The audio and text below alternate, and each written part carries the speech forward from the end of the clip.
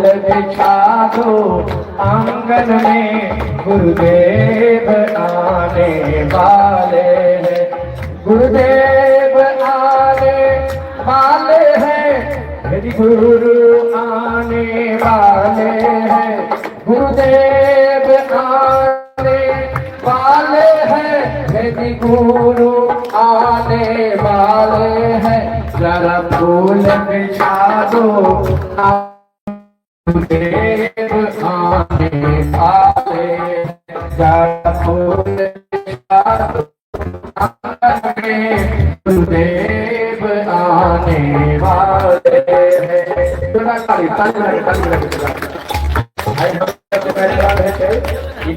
खुशियाली है, खुशियाली का भी है, सात वस्तु पैदे के खुशियाली, सात शब्द पैदे के खुशियाली है, वो भेद है। आई हम सब पैदे तो वही भेद के खुशियाली, खुशियाली मंगल में दिन आज हो, नितिन साहेब छथिन आए, मंगल में दिन आज है, मेरे गुरु छथिन आए, गुरु छथिन आए, मेरे गुरु छथिन आए, शब्द गुरु छथिन आए, मंगल में दिन आज है, सदगुरु छथिन आए।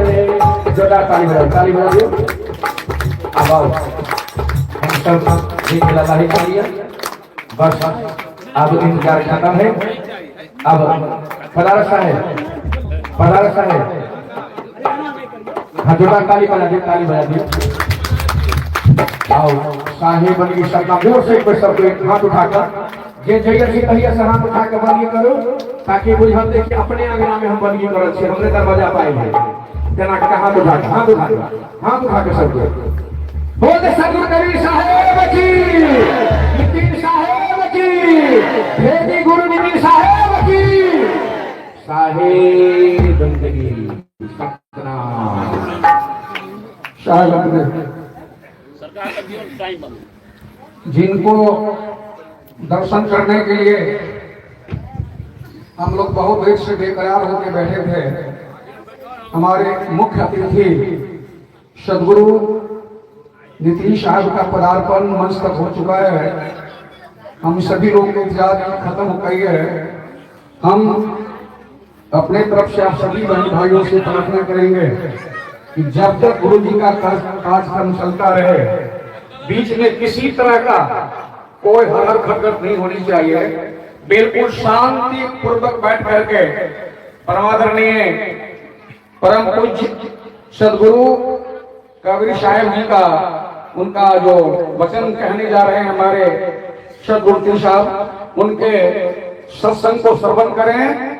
और इन्होंने तो बार बार हम तो सुनते रहते हैं कि सुनना अलग बात है और समझना अलग बात है। सिर्फ सुनेंगे ही नहीं बल्कि उसको समझने का भी काम करेंगे, उसको व्यवहार में लाने का भी काम करेंगे। क्योंकि हमारे महापुरुषों ने कहा कि व्यवहार अगर बदला ही नहीं तो विचार बदल कर क्या होगा। जब सारे माझी पागल हैं तो पतवार बदल कर क्या होगा। इन्हीं शब्दों के साथ साहेब की अब सदगुरु साहेब का सत्संग सुनेंगे। साहेब बंदगी सब कोई साहेब बंदगी सतनाम।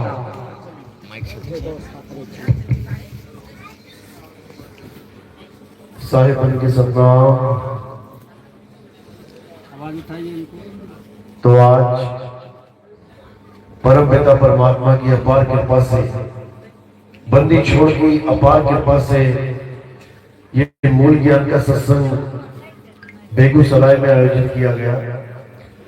बहुत बड़े भाग हैं उन जीवों के जो अपने पूरे जीवन काल में एक बार भी ये मूल ज्ञान सुन पाते हैं, और उससे भी बड़े भाग होते हैं उन जीवों के जो इस मूल ज्ञान को थोड़ा सा भी समझ पाता है।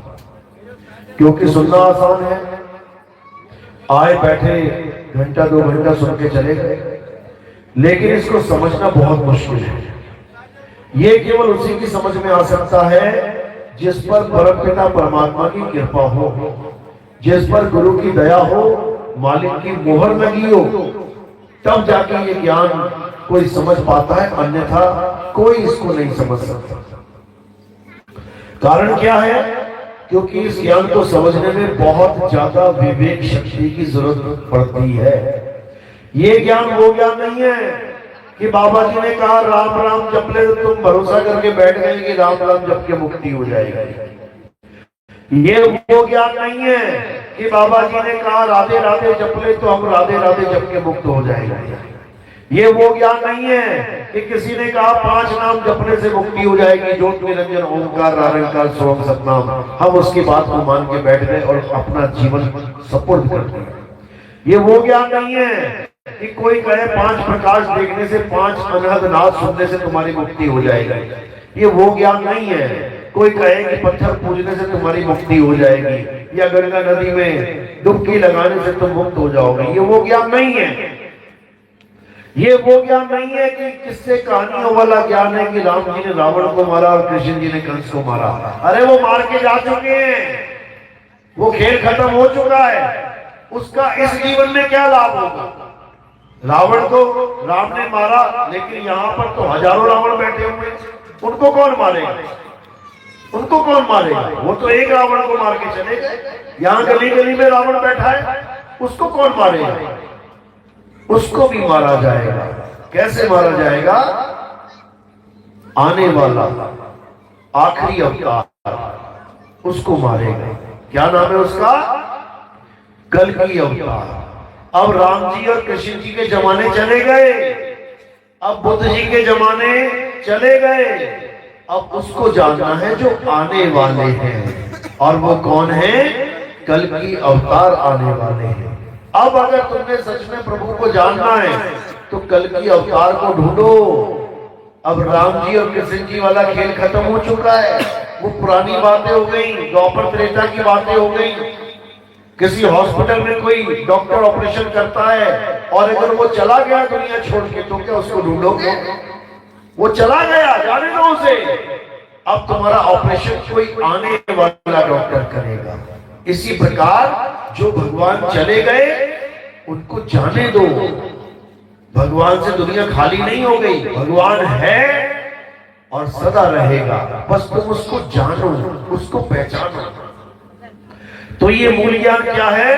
ये उस भगवान की पूजा करवाता है, ये उस परमेश्वर की पूजा करवाता है जो कभी आता और जाता नहीं है। ये आने जाने वाले भगवानों का सत्संग नहीं है, ये उसका सत्संग है जिसके लिए कबीर साहब ने बोला, आवे न जावे जन्मे न मरे, सो निज पीव हमारा हो निज पीव।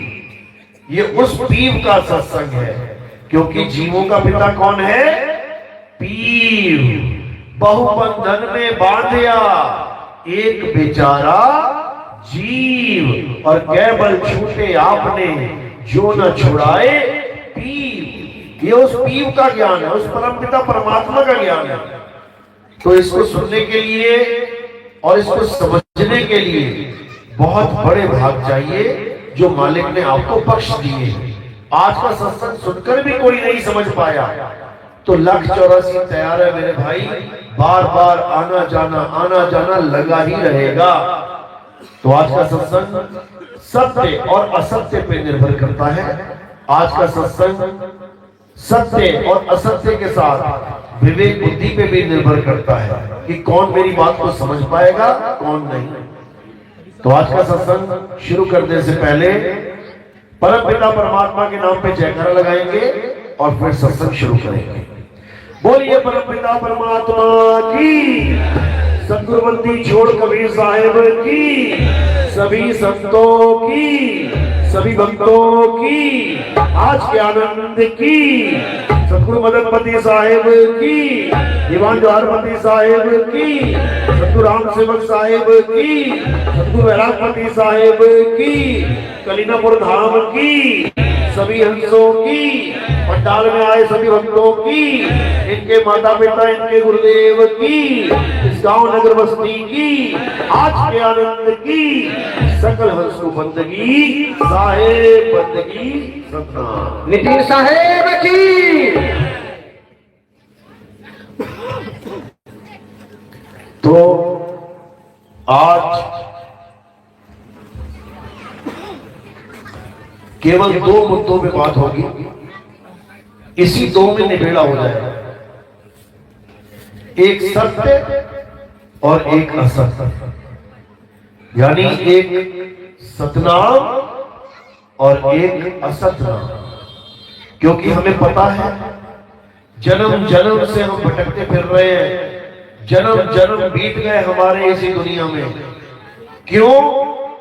क्योंकि हम मुक्ति को प्राप्त नहीं कर पाए, बार बार जन्म रहे हैं, बार बार मर रहे हैं, इस दुनिया से निकल नहीं पा रहे हैं।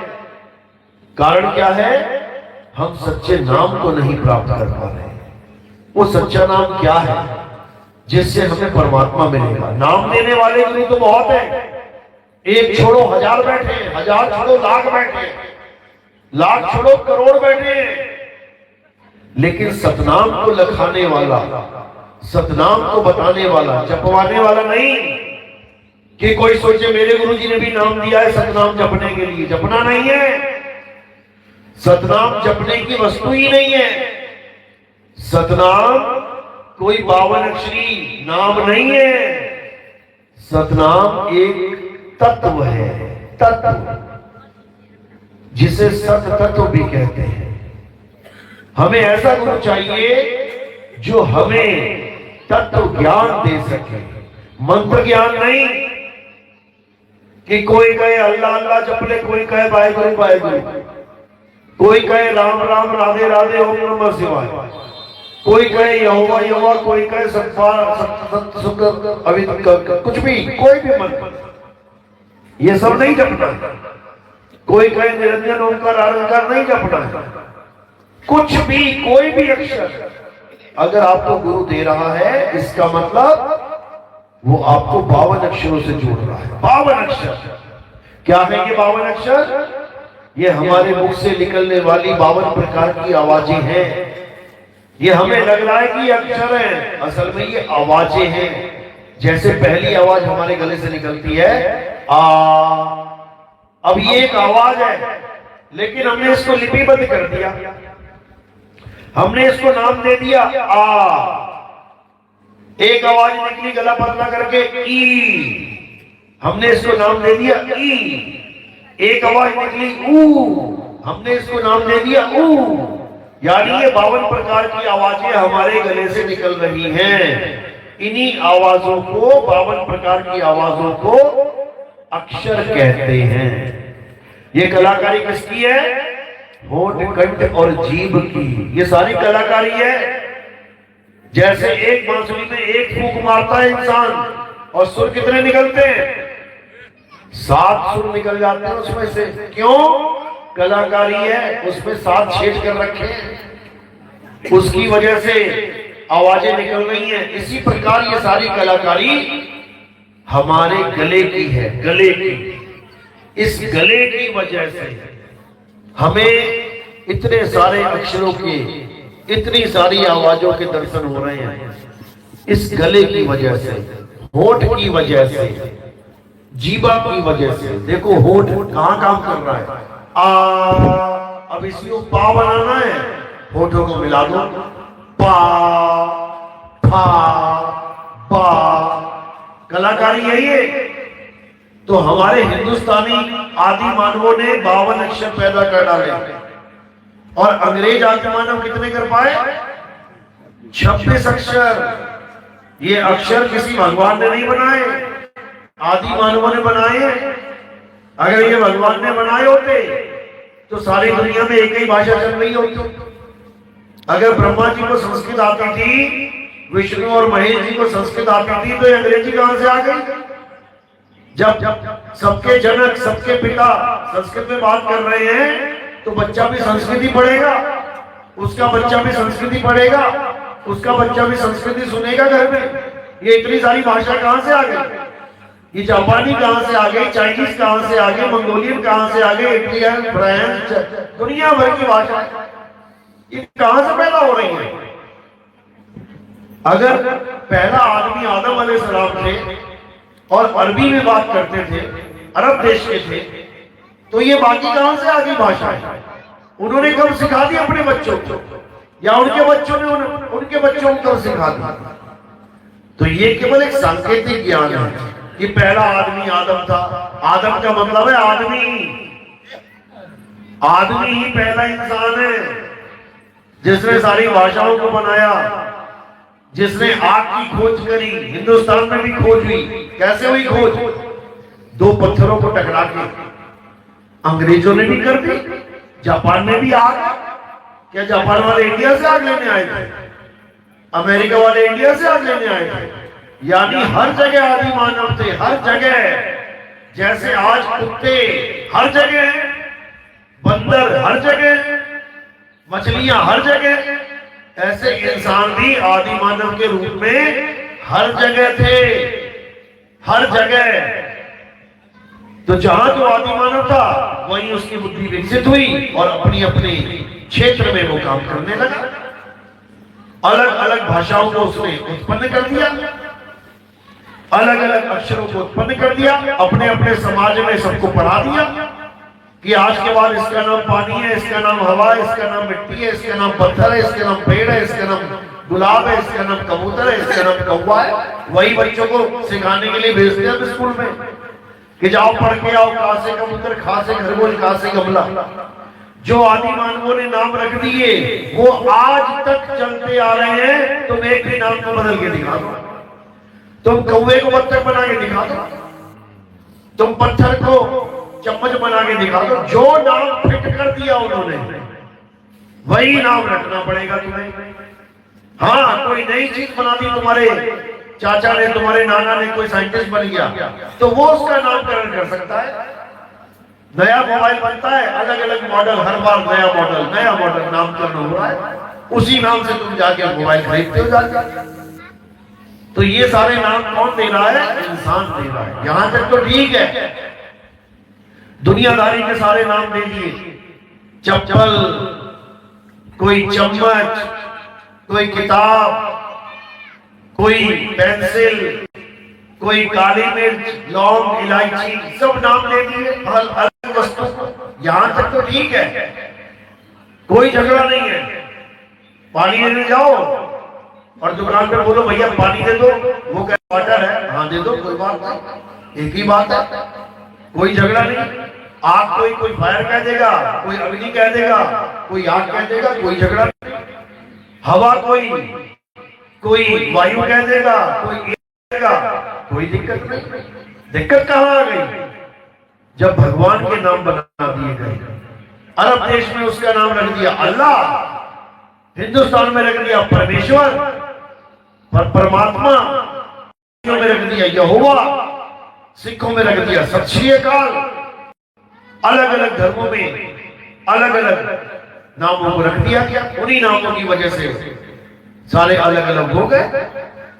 अब इन नामों को रखने से भी कोई दिक्कत नहीं है, किसी ना किसी नाम से तो याद करेंगे ना भगवान को। दिक्कत कब आ गई? जब इन नाम के पीछे झगड़ा होने लग गया। अल्लाह वाले कहते हैं कि अल्लाह बड़ा है, राम वाले कहते हैं राम बड़ा है, यहोवा वाले कहते हैं यहोवा सबका राजा है, सिख कहते हैं वाहिगुरु सबका बाप है। अब यहां पे तनातनी हो गई। तो इसी नामों को किसने रखा? इंसान ने रखा। और इंसान की बनाई हुई चीजों को क्या कहते हैं? कृत्रिम। एक असली तालाब है और एक इंसान ने बनाया है। असली तालाब को कोई कृत्रिम तालाब नहीं कहेगा, इंसान के बने को कहेंगे कृत्रिम है। इंसान की बनाई हर चीज कृत्रिम है और जो इंसान ने नहीं बनाया वो प्राकृतिक है। प्राकृतिक तो एक है सत्य जो प्राकृतिक है और एक है असत्य जो मैन मेड है, इंसानों के द्वारा बनाया गया है। तो एक है सतनाम जिसको किसी ने बनाया नहीं, जो अपने आप से है, और एक है असतनाम जिसको इंसानों ने बनाया है भाषाओं के द्वारा, अक्षरों के द्वारा। किसी ने हिंदी के नाम बना दिए, किसी ने उर्दू के, किसी ने अंग्रेजी के नाम बना दिए, किसी ने फारसी के, किसी ने कैसे नाम बना दिए, किसी ने कैसे। इसी में दिक्कत हो गई। और जितने भी गुरु बैठे हैं ये सब इन्हीं भाषाओं के आधार पर नाम लेते हैं। हिंदुस्तानी गुरु हिंदुस्तानी चेला तो हिंदी में नाम लेके बैठा है, अरबी गुरु अरबी चेला अरब देश के भाषा के नाम लेके बैठा है, अंग्रेजी गुरु अंग्रेजी चेला अंग्रेजी में नाम लेके बैठा है, जापानी गुरु जापानी चेला जापानी के नाम जप रहा है, चाइनीज गुरु चाइनीज चेला चाइना के नाम जप रहा है। यानी जितने भी गुरु अपने चेलों को इन अक्षरों के इन भाषाओं के नाम दे रहे हैं, ये सब नाम नकली हैं, नकली। इससे मुक्ति नहीं होने वाली कि तुम हिंदी के नाम जप रही हो, तुम पंजाबी के नाम जप रही हो, तुम अरबी के नाम जप रही हो, इससे मुक्ति नहीं होगी। मुक्ति किससे होगी? अनाम से। यानी परमात्मा का कोई नाम नहीं है, अनाम। परमात्मा का नाम बोलने में नहीं आता, अबोल। परमात्मा का नाम कहने में नहीं आता, अक्कह है। परमात्मा का नाम अक्षरों में नहीं आता, निह अक्षर। परमात्मा का नाम इन तत्वों में नहीं आता, निह तत्व। जब ये वाला नाम तुम्हें मिल जाएगा तब समझना कि अब तुम्हें मुक्ति मिलेगी, इसके अलावा मुक्ति नहीं मिल सकती। हाँ, नाम जप के तुम जपी तपी सन्यासी तो हो जाओगे। आज देखो जपियों के मंदिर है, बड़ा बड़ा लिखा हुआ है, बाबा जी कौन है? ब्रह्मलीन स्वामी 1008। क्या किया उसने सारी उम्र? माला फेरी है, 1008 माला सिद्ध कर दी, बन गए 1008 सिद्ध बाबा। 108 माला सिद्ध कर दी, बन गई 108 सिद्ध बाबा जी। इससे क्या होगा? कुछ नहीं होने वाला। कबीर साहब ने क्या बोला? माला फेरत जुग भया, मिटाना मन का फेर, कर का मन का फेंक के, मन का फेर। माला तो कर में फिरे, जीव फिरे मुख माही, मनवा दसहु दिसी फिरे, ये तो सिमरन नहीं। ये सिमरन है ही नहीं। जो बाबा तुम्हें माला फेरने को दे दे उसको पता ही नहीं है सिमरन होता क्या है। वो केवल नाम जपवा सकता है तोते की तरह। तोते को तुम नाम रटवा दो, बोलो मिट्ठू राम, तोता पूरा दिन बोलता रहेगा राम राम राम राम राम राम। तो क्या तोते की मुक्ति हो जाएगी? तोता भी मुक्त हो जाएगा? कभी नहीं। इंसान की हो सकती है, तोते की नहीं हो सकती। 84 में केवल इंसान जन्म एक ऐसा जन्म है जिसमें मुक्ति पद प्राप्त हो सकता है, 184 में नहीं। तो क्यों मिलेगी मुक्ति इंसान को जबकि नाम तो तोता भी जप सकता है? कारण क्या है? कारण यह है कि इंसान को नाम नहीं जपना है बल्कि अपने स्वरूप को याद करना है। सिमरन यानी याद करना। सिमरन कौन सी भाषा का नाम है? पंजाबी भाषा का सिमरन। कहां से आया? कौन सी भाषा से? संस्कृत भाषा से। सिमरन किससे बना है? स्मरण से। आधा सा स्मरण, इसी को बना दिया सिमरन। सा में एक की मात्रा लगा दी, पूरा सा बना के एक की मात्रा लगा दी, सिमरन। आया कहां से? स्मरण। स्मरण, स्मरण का मतलब याद करना, जपना नहीं।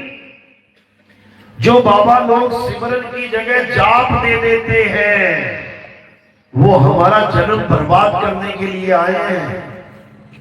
हर संत ने सिमरन की महिमा गाई है। कलयुग में एक नाम आधारा, सिमर सिमर नर उतरो पारा। जप जप के नहीं, सिमर सिमर के।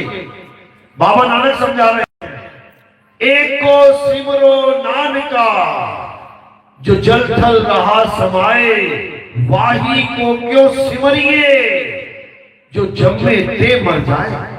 सिमरना है। कबीर साहब कह रहे हैं, राम सिमर पछताएगा, मन राम सिमर पछताएगा।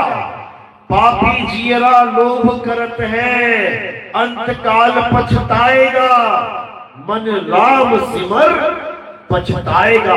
सिमरन करना है, जपना नहीं है कि माला पकड़ ली राम राम राम राम राम, ये काम नहीं करना।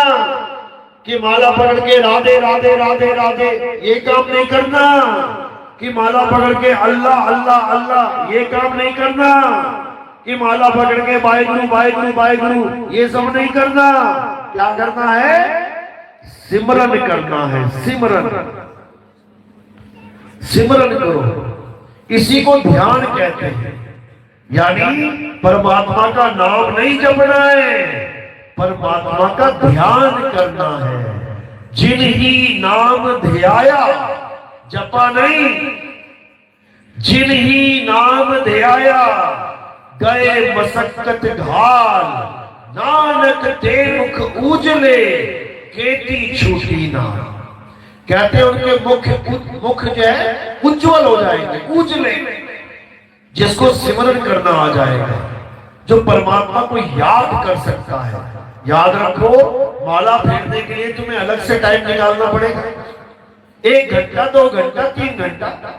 और याद करने के लिए तुम्हें समय ही नहीं निकालना पड़ेगा। तुम 24 घंटे मालिक को याद कर सकते हो। तुम्हें अपने बच्चे से प्यार है, तुम सारे काम भी करते रहो और तुम्हारा ध्यान बच्चे में भी रहेगा। यानी अलग से भक्ति करने के लिए 1 मिनट भी नहीं निकालना पड़ेगा तुम्हें। बैठे हुए हो तो भक्ति चल रही है, खड़े हुए हो तो भक्ति चल रही है, साइकिल चला रहे हो तो भक्ति चल रही है, बाइक चला रहे हो तो भक्ति चल रही है, ऑफिस का काम कर रहे हो भक्ति चल रही है, खेतों में काम कर रहे हो भक्ति चल रही है, रविदास जी महाराज जूते काट रहे हैं भक्ति चल रही है, कबीर साहब कपड़े बुन रहे हैं भक्ति चल रही है। अलग से कुछ करने की जरूरत ही नहीं। तुम्हें देख के कोई पहचान ही नहीं सकता कि तुम भक्ति करते भी हो कि नहीं।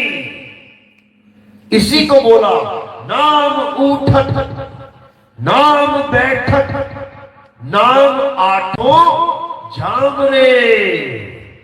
ये 8 पैर की भक्ति है। ये वो नहीं है कि 2 घंटा बैठ के कानों में उंगलियां डाल ली आधा घंटा के लिए। ये वो वाला काम नहीं है कि आगे बंद करके बगले की तरह बैठे हुए। बगला बोला है आंखें बंद करने वालों को, गुरबाणी में बोला है। क्या कह रहे हैं? कहा भयो 2 लोचन, लोचन यानी कहा भयो 2 लोचन मूंद के बैठ रहे हो, बक ध्यान लगायो। बक यानी बगला। कहते हैं जो लोग दोनों आंखें बंद करके बैठ जाते हैं, ऊपर चादर भी लपेट ले, बैठ गए, उसके बाद दुनिया देखे मैं बैठा हुआ हूं, मैं भक्ति कर रहा हूं। कह रहे बगुला भक्ति है ये, बगुला, ये बगुला है ये। वो भी एक टांग पे खड़ा रहता है। लोग कहेंगे अरे पानी में एक टांग पे खड़ा है, बड़ा तपस्वी है ये तो बड़ा तपस्वी है, तपस्या कर रहा है। उसके बाद जैसी मछली आई गप करके खा गया। बस यही समझा रहे हैं। कहा भयो 2 लोचन मूंद के, यानी जैसे तुम्हारे जीवन में ऐसा गुरु आ गया जो तुम्हें कहे कि बेटा आंख बंद करके भक्ति करनी है, समझ जाना बगुला आ गया बगुला तुम्हें बगुला बनाने। और कबीर साहब क्या कहते हैं? आंख न मूंदो, कान न रूंधो, तनिक कष्ट मत धारो, और खुले नयन पहचानो हंस हंस सुंदर रूप निहारो। ये वाला रूप नहीं। मेरे बाबा जी ये है, मेरे बाबा जी दीवारों पे टंगे हुए बाबा जी, लोगों खूंटी पे टांग रखे बाबा जी। क्या बाबा जी खूंटी पे टंग जाते हैं क्या? बाबा जी वो नहीं है जो तुमने टांगे हुए हैं। वो एक शरीर की फोटो है, 5 तत्वों का शरीर है। तो किसकी फोटो है वो? 5 तत्वों की फोटो है वो। लेकिन तुम्हें दिख नहीं रहे हो उसमें 5 तत्व। अभी दिखा देते। इस काया में 5 तत्व विराजमान है। आकाश, वायु, अग्नि, धरती और जल। इन्हीं 5 से ये काया बनी है। अब इस काया की अगर कोई फोटो खींच के लेके जाता है तो किसकी फोटो लेके खींच के? इन्हीं 5 तत्वों की। ये 5 तत्व पैदा हुए नाश हो जाएंगे। ये शरीर मां के गर्भ से निकला, जिंदा जिंदा, ताजा ताजा, बासी होके धरती में समा जाएगा। 5 तत्व आए, 5 तत्व चले गए, तो गुरुजी कहां गए? गुरुजी कौन है? 5 तत्व आए, 5 तत्व में समा गए, गुरुजी कौन है? ये 5 तत्व गुरुजी नहीं है, ये शरीर गुरुजी नहीं है। गुरुजी कौन है? गुरुजी आत्मा है, आत्मा। अब आत्मा की फोटो खींच के लाओ पहले तो। जब तुम आत्मा की फोटो खींच के ले आओ तब समझ जाना कि हाँ अब गुरुजी की फोटो तुम्हारे पास है। नहीं तो ये शरीरों की फोटो लेके गुरुजी गुरुजी मत करते रहना। तुम 5 तत्वों को गुरुजी मान बैठे हो, और ये प्रकृति का नियम है कि जिसका तुम ध्यान करोगे उसी का रूप हो जाओगे। जड़ भरत नाम का एक ऋषि था, सारी उम्र नाम जपता रहा, राधे राधे राम राम, जो भी उसको दिया गुरुजी, सारी उम्र जप जप करता रहा, सारी उम्र पूजा पाठ करता रहा, सारी उम्र वेद पुराण पढ़ता रहा। बूढ़ा हो गया। जब बूढ़ा हो गया तो उसके आश्रम में हिरण का बच्चा आ गया। जब हिरण का बच्चा आया तो उसको बड़ा अच्छा लगा। उसने क्या किया? पाल लिया। हिरण के बच्चे को पाल लिया। अच्छा किया बुरा किया? अच्छा किया। क्यों? जंगल में पता नहीं कौन उसको खा जाए, छोटा सा बच्चा है, पाल लेते हैं, बच जाएगा। अच्छा किया। उसको खिलाए पिलाए, खूब प्यार करे। प्यार करना, खिलाना पिलाना अच्छा है कि बुरा है? अच्छा है, अच्छा काम कर रहा है। इतना प्यार किया कि हर समय उसकी याद आने लग गई, ध्यान करने लग गया, कहां पे है, कहां पे है, कहां पे है, उसकी रखवाली करने लग गया। अच्छा कर रहा है कि बुरा कर रहा है? अच्छा कर रहा है, जीव पे दया कर रहा है। एक दिन बैठे बैठे बैठे भक्ति में मृत्यु आ गई, मौत आ गई। अब जैसे ही मौत आई, अब उसके ध्यान में आ गया वो हिरण का बच्चा कि कहां है। अरे मैं उसको छोड़ के जा रहा हूं, कोई जानवर ना खा जाए, मैंने उसको बांधा हुआ है, उसका रास्ता कौन खोलेगा? ये तो बेचारा बना बना मर जाएगा। उसकी अच्छाई की चिंता कर रहे हैं, जान बचाने की चिंता कर रहे हैं। अच्छा कर रहे हैं कि बुरा कर रहे हैं? अच्छा कर रहे हैं। लेकिन उसका फल क्या मिला? उनको खुद हिरण की योनि में जाना पड़ गया। हिरण का बच्चा बन के आ गया वो ऋषि मुनि। सारी उम्र का नाम जाप, सारी उम्र का राम राम, सारी उम्र का ओम नमः भगवते वासुदेवाय, सारी उम्र का वेद पुराण गीता भागवत, ये धरे का धरा रह गया। और वो कहां चला गया? 84 में हिरण की योनि में चला गया। यानी भगवान का नाम सारी उम्र जो लिया था वो भी उसे नहीं रोक पाया हिरण की योनि में जाने से। कारण क्या है पता है? अंतमता सोगता, यानी जब तुम्हारा अंत में ध्यान रहेगा वही तुम्हारा वास हो जाएगा। इसी को साहिब ने बोला, जहां आशा तहां वासा होई, और बात को रोक सके ना कोई। अंत में जहां तुम्हारा ध्यान होगा तुम वहीं चले जाओगे। किसी ने कुत्ता पाल लिया, बड़ा प्यारा लग रहा है उसको, खूब खिला रहा है पिला रहा है, अगला जन्म कुत्ते का तैयार है उसको। किसी ने भैंस पाल ली है, खूब खिला रही है पिला रही है, खूब प्यार कर रही है, सत्संग में भी बैठी सोच रही है अरे जल्दी सत्संग खत्म हो, मैं भैंस के पास जाऊं, दूध निकालना है। अगला जन्म भैंस का तैयार है उसका। कोई पीपल की पूजा कर रहा है, खूब पूजा पाठ कर रहा है पीपल का, अगला जन्म पीपल का तैयार है उसका। कोई सांपों को दूध पिला रहा है, खूब पूजा कर रहा है, अगला जन्म सांप का तैयार है उसका। समझ लो, जिसकी पूजा करोगे वैसा ही फल मिल जाएगा तुमको, याद रखना। तो इसलिए क्या हुआ, उसने गलत टाइम पे गलत चीज को याद कर लिया। यानी अंत समय में उसने हिरण के बच्चे को याद कर लिया तो उसको हिरण के बच्चे का शरीर धारण करना पड़ गया। गलती क्या हुई? गलती ये हुई कि उसको कोई आत्मज्ञानी नहीं मिला। ये उसके जीवन की गलती थी। उसने कभी आत्मज्ञानी ढूंढा ही नहीं। अगर वो आत्मज्ञानी गुरु ढूंढ लेता तो पहली बात तो ये जब तक पूजा पाठ वैसे छुड़वा देता वो, और क्या दे देता? सिमरन दे देता। सिमरन, सारा जाप छुड़वा देता और सिमरन लखा देता।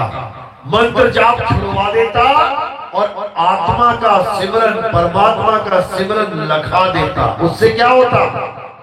उससे 24 घंटे वो अपने परमात्मा को याद करता, अपने स्वरूप को याद करता। जब वो 24 घंटे आत्मा को याद करता, परमात्मा को याद करता, तो अंत समय में ध्यान कहां जाता? ऑटोमेटिकली चला जाता। कहां पे? आत्म स्वरूप में, परमात्मा स्वरूप में अपने आप जाएगा। क्योंकि जब 24 घंटे याद कर रहे हो तो वहीं जाएगा ध्यान जहां पे 24 घंटे ध्यान है। जो कपड़े बेचते हैं पूरा दिन ध्यान कहां होता है? कपड़ा बेचने में। सपने भी वैसे ही आते हैं रात में। जो पेट्रोल भरते हैं पूरा दिन, उनको सपने भी वैसे ही आते हैं। जो कार चलाते हैं पूरा दिन, वो सपने में भी गाड़ी घुमा रहे होते हैं। समझो, जो सुनार है, सोने का काम करते हैं, वो सपने में भी सोना ही बेच रहे हैं। जो किसान है पूरा दिन खेतों में रहते हैं, सपने में भी खेती आते हैं। तो कहने का मतलब, जहां आशा तहां वासा। जो तुम्हारा ध्यान दिन में रहेगा वही रात में तुम्हारे सपना बन के आ जाएगा। इसी प्रकार जो सारी उम्र करोगे वही अंत में प्राप्त होगा। और अगर तुमने एक बार आत्मा का ध्यान कर लिया, अगर तुमने एक बार आत्म स्वरूप को जान लिया, तो 24 घंटे तुम्हारा ध्यान वही रहेगा। और जब 24 घंटे रहेगा तो तुम आत्मा ही हो जाओगे। आत्मा का ध्यान करने पे तुम क्या हो जाओगे? आत्मा ही हो जाओगे। जैसे हिरण का ध्यान करने पे वो क्या हो गया? हिरण हो गया। कुत्ते का ध्यान करने पे क्या हो जाएंगे? कुत्ता हो जाएंगे। शेर का ध्यान करने पे क्या हो जाएंगे? शेर हो जाएंगे। इसी प्रकार आत्मा का ध्यान करने पे हम आत्मा हो जाएंगे। और अगर एक बार आत्मा हो गए, उसके बाद ये जन्म मरण खेल खत्म हो जाएगा। कैसे? जब तुम आत्मा ही हो गए, अब कब मरोगे? आत्मा कब मरती है? 10 साल बाद, 100 साल बाद, 1000, लाख, करोड़, अरब, खरब? कभी नहीं, कभी नहीं। ये समय खत्म हो जाएगा, ये सारे युग खत्म हो जाएंगे, लेकिन तुम खत्म नहीं होगे। इसको कहते हैं मुक्ति पद, इसको कहते हैं परम पद। तब तुम्हें कौन सा पद मिल जाएगा? अभी कौन से पद में विराजमान हो? जीव पद में। अभी तुम जीव बने बैठे हो, बंधन में हो। और जब परम पद मिल जाएगा तो तुम पीव हो जाओगे, पीव अवस्था को प्राप्त कर लोगे। इसी को बोला साहेब ने, बहुबंधन में बांधिया एक बेचारा जीव, और केवल छूटे आपने जो न छुड़ाए पीव। यानी अब क्या करना है? अब जीव से पीव होने की तैयारी करनी है। यही गरीबदास जी समझा रहे हैं। क्या कह रहे हैं? अरे कोटि तो ब्रह्मा भय और कोटि भय ईश, साहिब तेरी बंदगी से ये जीव हुए जगदीश। यानी ये जीव जहां से आया है ये वहीं समा जाएगा।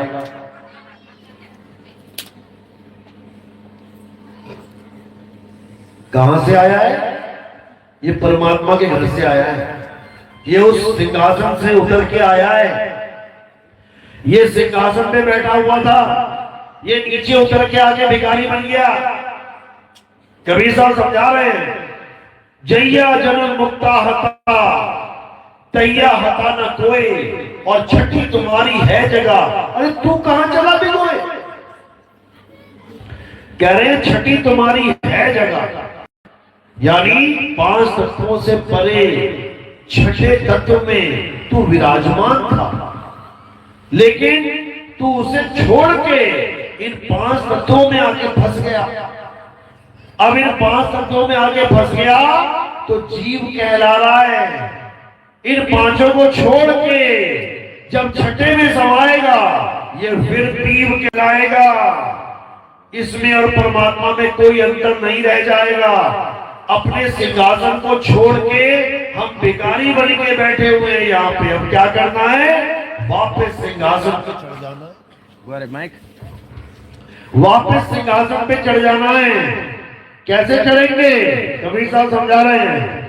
अब तो जाए चढ़े सिंहासन, मिले हैं सारंग पानी, राम कबीरा एक भय है, कोई न सके पहचाना। यानी जब तुम सिंहासन पे जाओगे और उस परम पद को प्राप्त करोगे तो राम कबीरा एक भय हैं, तब ये जीव और पीव एक हो जाएंगे। इसी को गुरु ग्रंथ साहब ने बोला है, तो ही मोही, मोही तो ही अंतर कैसा, कोई अंतर नहीं। कनक कटिक जल तरंग जैसा, सोने में और सोने के कंगन में कोई अंतर है क्या? समुद्र में और समुद्र की लहरों में कोई अंतर है क्या? दोनों पानी है, लहरें भी पानी है, समुद्र भी पानी है, लेकिन लहरें चल रही है, समुद्र अचल है। लहरें गिनी जा सकती हैं, समुद्र एक ही है। बस इतना सा फर्क है। लहरें कैसे उत्पन्न हुई? वायु का साथ लेके। इसी प्रकार पीव और जीव में क्या फर्क है? पीव अचल है और जीव चलायमान है। जीव आता और जाता है, पीव आता जाता नहीं। इसी को कबीर साहब ने कहा, आवे न जावे जन्मे नहीं मरे, सो निज पीव हमारा। वो हमारा पीव है। उसी को गरीबदास ने समझाया कि जो तुम्हें विहंगम चाल से पीव तक पहुंचने का रास्ता बता दे, उस अचल आत्मा तक यानी परम आत्मा तक पहुंचने का रास्ता बता दे, वही सतगुरु है। तो कह रहे हैं सतगुरु के लक्षण कहूं अचल। अचल यानी जो चलता नहीं है, समुद्र नहीं चलता, वही का वही है। लहरें चलती हैं, यानी अचल यानी परमात्मा का भेद बताने वाला। तो कह रहे सतगुरु के लक्षण कहूं अचल विहंगम चाल, हम अमरापुर ले गए ज्ञान शब्द सिर घाल। कहते शब्द रूपी गुरु मेरे सिर पे रख के ले गए मुझे वो सतलोक, और यहां लोग मंत्र दे के कहते हैं सतलोक ले जाएंगे। नहीं जा सकते, ये मंत्रों के जाल से निकल जाओ। साइंस समझा रहे हैं तंत्र मंत्र सब झूठ है, इनमें न भर में कोई, सार शब्द जाने बिना कागा हंस ना होए। कौन से शब्द को जानना है? सार शब्द को जानना है। इन हिंदी के शब्दों को नहीं कि सुबह से शाम तक हिंदी जप रहे हो। निरंजन ओंकार अनंकार सोहम सतराम, सत्पुरुष अकाल पुरुष शब्द स्वरूपी राम, राम राम राधे राधे ओम नमो भगवते वासुदेवाय, ये सब हिंदी भाषा के नाम है। हिंदी नाम जप रहे हो तुम। तो क्या कह रहे हैं? इन तंत्र मंत्र को त्याग दो। नाम है जप में, ना तप में, ना एकांत निवास में। कह रहे हैं मैं किसी मंत्र जंतर से मिलने वाला नहीं। अरे तुम्हारा पर्स खो जाए कहीं घर में तो कौन सा मंत्र है पर्स ढूंढने के लिए? कौन सा मंत्र जपोगे तुम्हारा पर्स मिल जाए? पर्स जपोगे क्या? तुम्हारी अंगूठी कहीं खो गई घर में तो क्या जपोगे? अंगूठी अंगूठी कब मिलेगी? बिल्कुल नहीं। नाम जपना है ही नहीं, नाम जपना तो छोड़ना है।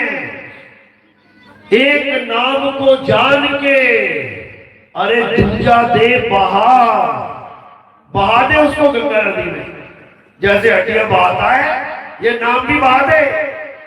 लेकिन कब? जब सतनाम को जान ले। एक नाम को जान के अरे दूजा दे बहा, और चंचल से नहीं चल भया, नहीं आवे नहीं जा। चंचल यानी जो हिलता डुलता रहता है, जैसे बंदर है, बहुत चंचल है, टिकेगा नहीं कभी, देख लेना कभी इधर कभी उधर। तो चंचल से निश्चल यानी अचल हो जाओगे। उस एक नाम को जान के, उस सत्य नाम को जान के अचल हो जाओगे। इसलिए बोला सत्य नाम को सुमिर के जप के नहीं कि तुम सुबह से शाम तक नाम जप रहे हो, सतनाम सतनाम सतनाम सतनाम सतनाम, और सोच रहे तुम्हारी मुक्ति हो जाएगी। मुक्ति नहीं होगी, 84 चले जाओगे, 84 में चले जाओगे। समझ लो, सांप ने तुम्हें काट लिया, अब सांप के कांटे की दवाई का नाम जपो तुम बैठ के, तो क्या होगा? मर जाओगे। दवाई का नाम नहीं जपना है, दवाई खानी है। जब प्यास लगती है तो क्या करते हो? पानी का नाम जपते हो। पानी का नाम नहीं जपना है, पानी पीना है। इसी प्रकार अगर तुम्हें परमात्मा चाहिए तो परमात्मा का नाम नहीं जपना है, परमात्मा को ढूंढना है। मोको कहां ढूंढे रे बंदे, मैं तो तेरे पास में। जपना नहीं है, ढूंढना है। तो कहां ढूंढना है? ना मंदिर में, ना मस्जिद में, ना काबे कैलाश में। यहां पर ढूंढने चले जाना, कहां पे? ना मंदिर में, ना मस्जिद में, ना काबे, ना कैलाश में। यहां पर चले जाना जल्दी से। तो कह रहे ना मंदिर में, ना मस्जिद में, ना काबे कैलाश में, ना मैं जप में। नाम मत जपने लग जाना। ना मैं जप में, ना मैं तप में, और नहीं एकांत निवास में। कोई नाम नहीं जपना, कोई तपस्या नहीं करनी। क्यों? क्योंकि तपोराज राजो नरकम। तपस्या करने से राज मिलता है, और राज करने से बुद्धि भ्रष्ट होती है, और कहां चले जाते हैं? नरक में। तो इनडायरेक्टली तपस्या करने का मतलब है नरक में चले जाना। नाम जपने का मतलब है नरक को प्राप्त हो जाना। इसलिए कबीर साहब जप और तप का खेल ही खत्म कर देते हैं। ना कोई नाम जपना है, ना ही कोई तपस्या करनी है। ना मैं जप में, ना मैं तप में, ना एकांत निवास में, खोजी हुए तुरंत मिल जाऊं। तुरंत क्यों मिल जाऊं? क्योंकि दूर है ही नहीं, बिल्कुल पास में है। अब जो वस्तु मेरे पास में है, चाहे आगे है, पीछे है, दाएं है, बाएं है, अगर मुझे बताने वाला मिल जाए वो कहां पर है, तो मुझे अभी मिल जाएगी एक पल में। तो कह रहे खोजी होए तुरंत मिल जाऊं, एक पल की तलाश में। जिसको 40-40 साल से, 50-50 साल से तुम ढूंढ रहे हो, अभी एक पल में मिल जाएगी, एक पल में। लेकिन उसके बाद कहे कबीर सुनो भाई साधो, मैं तो हूं विश्वास में।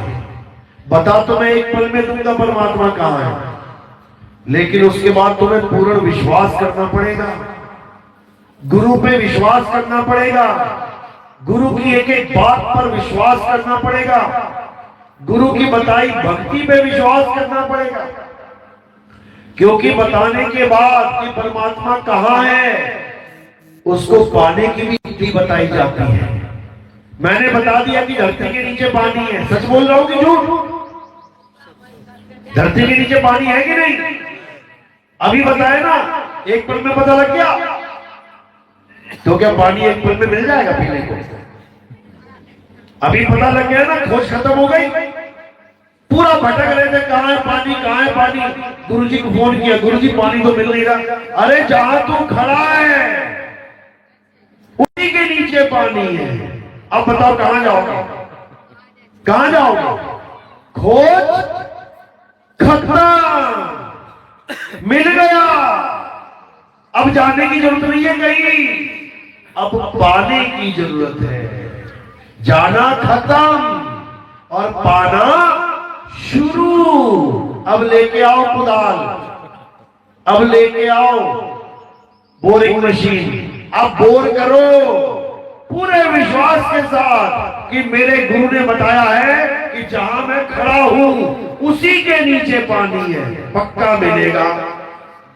अविश्वास मत करना।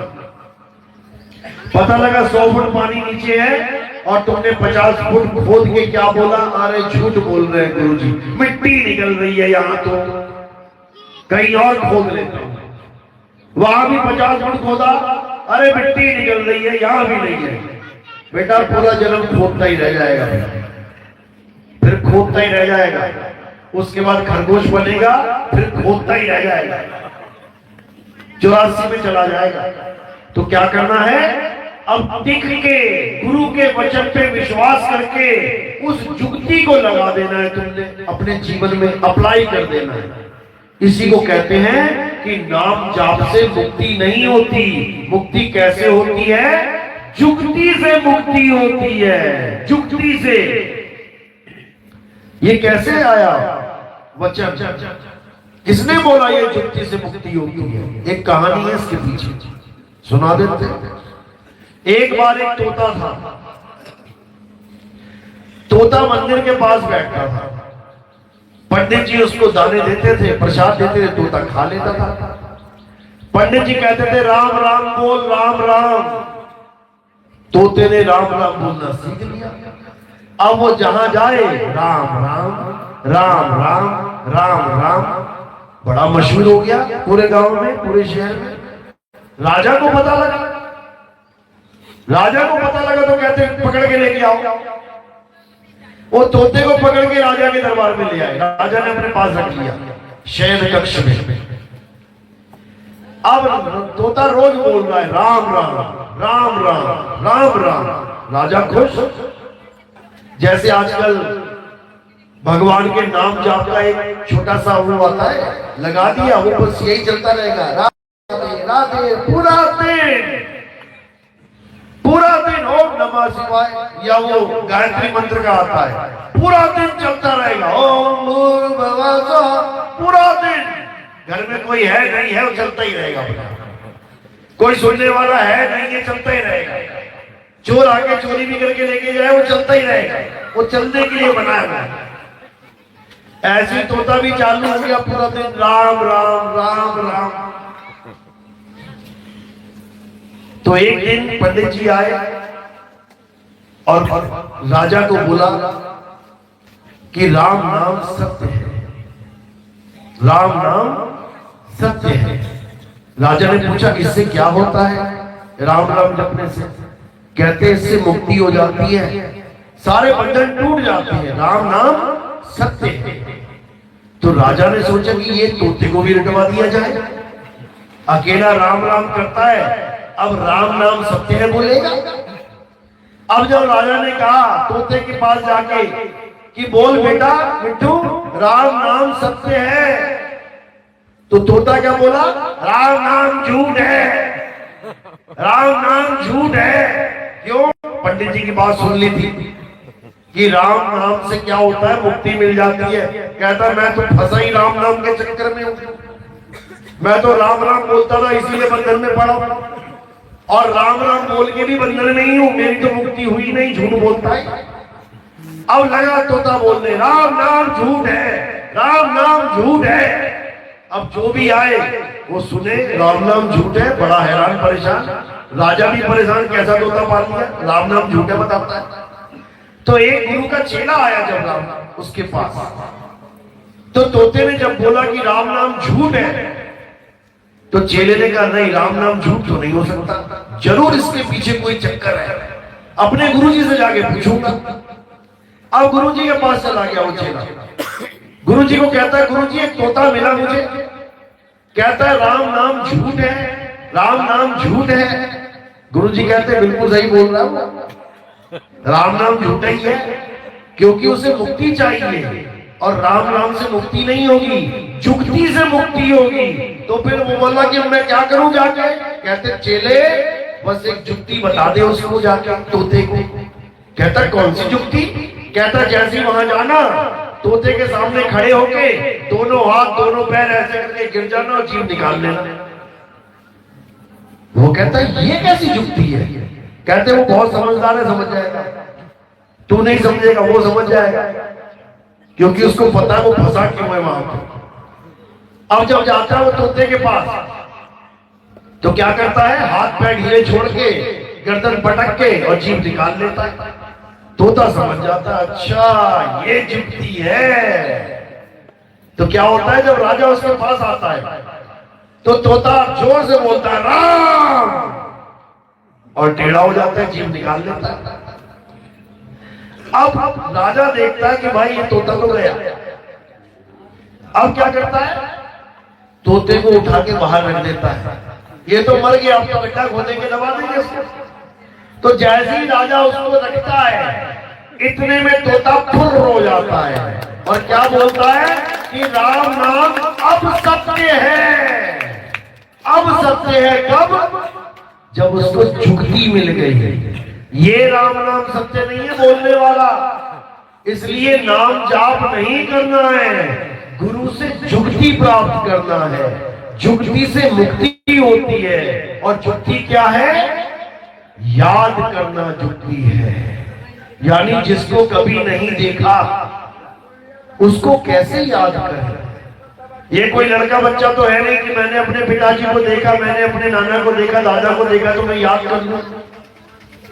परमात्मा को याद कैसे करूं, परमात्मा को याद करने का तरीका क्या है, ये केवल भेदी गुरु ही जानता है। वो क्या करेगा, तुम्हारे सारे नाम छुड़वा देगा, छोड़ दे 4 नाम 5 नाम 10 नाम 20 नाम, और क्या कर, परमात्मा को याद कर। कैसे कर, जब नाम दीक्षा होती है तब समझाया जाता है कि परमात्मा को याद कैसे करना है। कैसे करना है, उदाहरण के तौर पे जैसे पनिहारे अपने मटके को सिर पे रखती है और 24 घंटा चल रही है, 24 घंटे में खा रही है, पी रही है, बातें कर रही है, लड़ रही है, झगड़ रही है, हंसी कर रही है, मजाक कर रही है, लेकिन ध्यान कहां पर है, मटके पे। यानी ध्यान यानी स्मरण किसका चल रहा है, मटके का 24 घंटा। इसी प्रकार बिना कोई नाम जपे जैसे वो मटके को याद कर रही है, ऐसे ही भेदी गुरु परमात्मा को याद करना सिखा देते हैं। उससे जीव की मुक्ति होती है, जीव बंधन को तोड़ देता है और सदा सदा के लिए मुक्त हो जाता है। इसी को भेदी गुरु कहते हैं, जपी तपी सन्यासी नहीं। माला फेरने वाले को, नाम जपने वाले को क्या कहते हैं, जपी। जप करोगे तो क्या बन जाओगे, जपी। इन गुरुआ लोगों ने तुम्हें क्या बना दिया, जपी। तपस्या करोगे तो क्या बन जाओगे, तपी। घर बार छोड़ दोगे, जंगल में चले जाओगे तो क्या बन जाओगे, सन्यासी। तो हमने क्या नहीं बनना है, जपी तपी सन्यासी नहीं बनना है। तो क्या बनना है, क्या बनना है, आत्मज्ञानी। आत्मज्ञानी बनना है। जल में मीन प्यासी, मोहे देखते आवे हासी। आत्मज्ञान बिना नर भटके, कभी काबा कभी काशी। कौन से ज्ञान के बिना, मंत्र ज्ञान बिना। कि मेरे गुरुजी ने 5 मंत्र दिए हैं, मेरे गुरु ने 10 मंत्र दिए हैं, मेरे गुरु ने लाख मंत्र दिए। अरे कोटि नाम संसार में, करोड़ों मंत्र भी दे दे कोई गुरु, तासे मुक्ति ना होए। गुप्त नाम सतपुरुष का, गुप्त नाम है वो प्रकट नाम नहीं है कि तुमने बोल के प्रकट कर दिया उसको। राम, अल्लाह, वाहिगुरु, गॉड, ये सब प्रकट नाम है और वो गुप्त नाम है। गुप्त नाम सतपुरुष का, बूझे बिरला कोई। वो एक नाम है मालिक का और वो अनाम है। नाम अनाम अनंत रहत है, दूजा तत्व न कोई। और कहे कबीर सुनो भाई साधो, भटक मरो मत कोई। ये वो नाम है जो अनाम है। बाबा जय गुरुदेव ने 1980 में जो बोला, क्या बोला कि परमात्मा का नाम अनाम है, परमात्मा का नाम अकह है, परमात्मा का नाम नी अक्षर है। उसको जानने से मुक्ति होगी। वो ये 5, 7, 10 नाम नहीं है। तो उन्होंने क्या बोला कि अभी जो तुम 5 नामों से पार हो रहे हो, ये बिल्कुल झूठ बोला उन्होंने। बोलना पड़ा मजबूरी में। कारण क्या था? कारण ये था कि अगर उस कह देते कि 5 नामों से मुक्ति नहीं होगी, तो बाकी चेले क्या करते? भाग जाते सारे और दूसरे पंथों में चले जाते। कोई मांस खाने वाला पंथ, कोई हुक्का पीने वाला पंथ, कोई कुछ करने वाला पंथ, कोई बलियां देने वाला पंथ। तो उन्होंने क्या कहा, ठीक है 5 नाम से मुक्ति नहीं होगी, मुझे झूठ बोलना पड़ रहा है, कोई बात नहीं। अगर किसी के भले के लिए झूठ बोला जाए तो वो क्या झूठ है? याद है ना, एक पंडित जी आ रहे थे नहा के गंगा नदी से। एक गाय भागती हुई गई झाड़ियों की तरफ, पीछे पीछे एक कसाई भाग रहा था। पंडित जी से पूछा, पंडित जी गाय किधर गई? पंडित जी पड़ गए दुविधा में, अब क्या करें? अब गंगा स्नान करके आ रहा हूं, झूठ बोल नहीं सकता, और झूठ सच बोल दिया तो ये गाय को मार देगा। तो पंडित जी ने क्या किया? बोला कुछ नहीं, इशारा कर दिया, उंगली का इशारा कर दिया, हाथ का इशारा कर दिया। कसाई गया, उसको मार दिया। तो अगले जन्म में पंडित जी को जो जन्म मिला, उसमें उनका हाथ काट दिया गया। जब उनका हाथ कटा, तब उन्होंने भगवान से अरदास किया कि मैंने ऐसा क्या पाप किया भाई जो मेरा हाथ कट गया। तब ये कहानी दोहराई गई, उनको बताया गया कि तूने पिछले जन्म में इस हाथ की वजह से, जुबान नहीं, तूने झूठ नहीं बोला, लेकिन इस हाथ की वजह से तूने एक गाय की हत्या करवा दी। तो यानी अगर वो जुबान से भी कह देता कि गाय इधर गई है, तो वो झूठ भी हजारों सत्य से बड़ा हो जाता। नहीं होता क्या? गाय की जान बचा दी, हजारों सत्य से भी बड़ा वो एक झूठ हो जाता, जिससे गाय की जान बच जाती। तो इसी प्रकार बाबा देव जय गुरुदेव ने झूठ बोला था कि 5 नाम से तुम्हारी अब तो मुक्ति हो रही है। क्योंकि अगर आज 5 नाम से मुक्ति हो रही है, तो क्या कल को मुक्ति होना बंद हो जाएगी? क्या ऐसा हो सकता है कि आज तो इस नाम से मुक्ति हो रही है, लेकिन कल को इस नाम से मुक्ति नहीं होगी? क्या ऐसा हो सकता है? नहीं हो सकता। लेकिन उनका कहना बिल्कुल जायज था। हम ठहराते उसको जायज, हम ठहराते उसको जायज। क्यों? क्योंकि वो एक झूठ लाखों लोगों की जीवन को तार देगा, लाखों लोगों के जीव की मुक्ति का कारण बन जाएगा। वो एक झूठ कि आओ 5 नाम से मुक्ति प्राप्त कर लो, नहीं होगी मुक्ति। कबीर साहब समझा रहे हैं, 5 नाम और 5 मुद्रा सोई निश्चय जाना। अरे तिसके आगे पुरुष पुरातन, तिसकी खबरता जाना। साधु सिद्ध त्रिदेव आदि सब इन 5 शब्द में अटके, मुद्रा साध रहे घट भीतर, फिर औंधे मुंह लटके। मना कर दिया साहिब ने कि 5 नामों से मुक्ति नहीं होगी, 5 ध्यान से मुक्ति नहीं होगी। अनहद नाद 5 प्रकार की आवाजों से, मृदंग, शंख, बीड़ा, बांसुरी नहीं होगी, क्योंकि ये 5 तत्व का खेल काल भगवान का है। ये काल का जाल है। कबीर सागर में क्या लिखा है? अनहद बाजा जम का थाना, 5 तत्व करे घमसाना। अनहद बाजा विधि विधि बाजे, सार शब्द न्यारी धुन गाजे। वो एक न्यारी धुन है। अनहद बाजा कान बंद करके सुनाई देगा, और न्यारी धुन बिना कान बंद किए ऊपर से आएगी, ऊपर से। इसी का बाबा जय गुरुदेव ने क्या किया था कि आने वाला महात्मा जिसे ऊपर से आवाज आएगी, फिर वो इसी नाम को कहेंगे। यही है वो सतनाम, अकह नाम, अनाम, निअक्षर नाम, अबोल नाम। फिर वो इसी नाम को कहेंगे।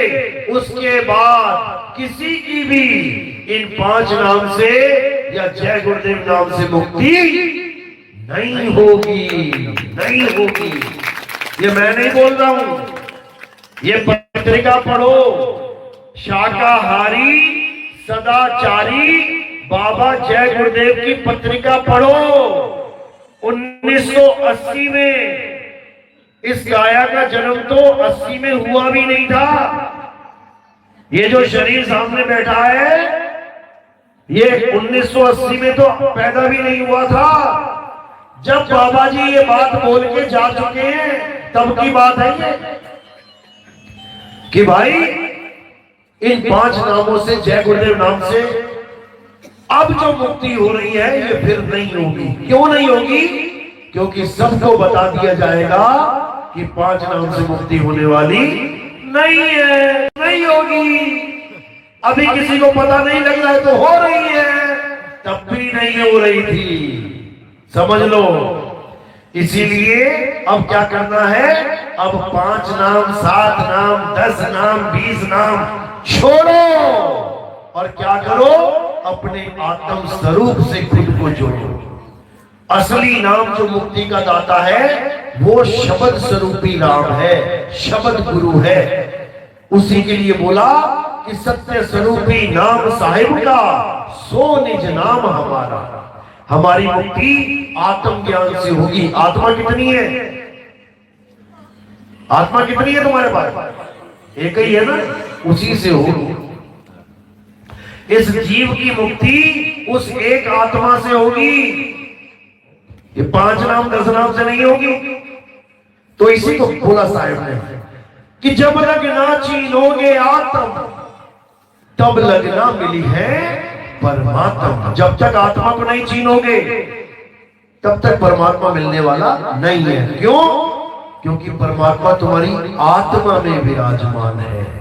आत्म में राम, राम में आत्म, चीनस गुरुमुख विचार। कैसे विराजमान है?